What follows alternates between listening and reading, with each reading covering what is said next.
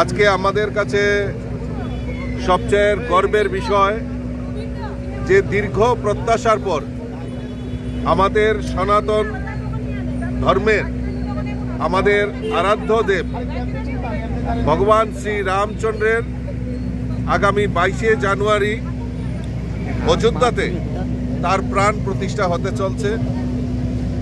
এই প্রাণ প্রতিষ্ঠাকে সামনে রেখে সারা দেশব্যাপী যে উৎসাহ এবং উদ্দীপনা, তারই অঙ্গ হিসাবে আমরা যদি আজকে সারা ত্রিপুরা রাজ্যে এই রামলালার প্রাণ প্রতিষ্ঠাকে সামনে রেখে আমাদের বিভিন্ন জায়গায় মঠ মন্দির থেকে শুরু করে বিভিন্ন স্বেচ্ছাসেবী সংগঠন এবং আমাদের সনাতন ধর্মাবলম্বী যারা রয়েছেন তারা প্রত্যেকে একত্রিত হয়ে আজকে এই উৎসবকে আরও দ্বিগুণ করে চলছেন।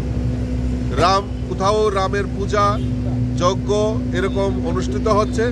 আমরাও ভারতীয় জনতা পার্টির আমাদের যুবকরা মহিলারা সবাই মিলে ওনারাও এই উৎসাহকে আরও বেশি মাত্রায় পৌঁছে দেওয়ার জন্য এই রামের পূজার আয়োজন করেছেন।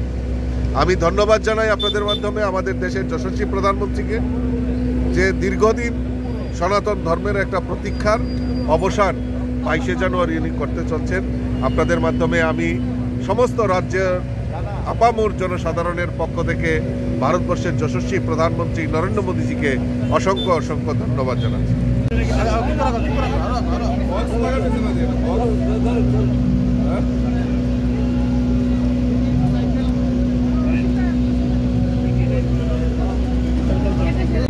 গান চালো এটা